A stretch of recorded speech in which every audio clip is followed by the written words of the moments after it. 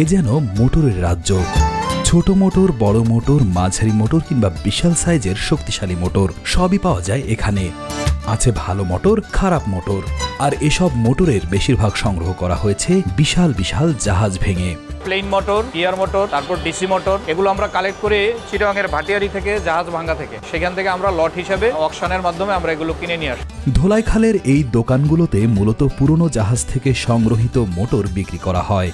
তবে মাঝে মাঝে বড় ইন্ডাস্ট্রি থেকে বাদ দেওয়া লট আকারে বিক্রি হওয়া মোটরও তারা কিনে নিয়ে আসেন। এখানে বিভিন্ন আকার ও কন্ডিশনের মোটর পাওয়া যায়, যার মধ্যে বেশিরভাগই হল ইন্ডাকশন মোটর।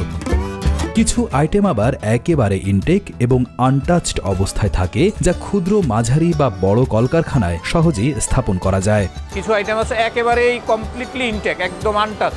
গার্মেন্টস, তারপর আপনার ডাইং ফ্যাক্টরি, ইন্ডাস্ট্রিয়াল, সব। এমন কোনো মেশিন নাই বাংলাদেশে যে মোটর ছাড়া ঘুরে।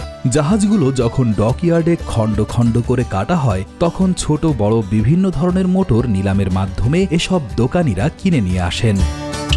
আমাদের ভিডিওগুলো আব্দুর রহিম দেখছেন ইউএসএ থেকে, মোহাম্মদ মুনির দেখছেন ঢাকার লালবাগ থেকে, মৌলভীবাজার সদর থেকে দেখছেন MH ওয়াসিম, মীর মহসিন আলী দেখছেন রাজশাহী থেকে, রিয়াদ FC দেখছেন সিঙ্গাপুর থেকে। আপনি কোথা থেকে দেখছেন তা জানিয়ে দিন কমেন্ট বক্সে।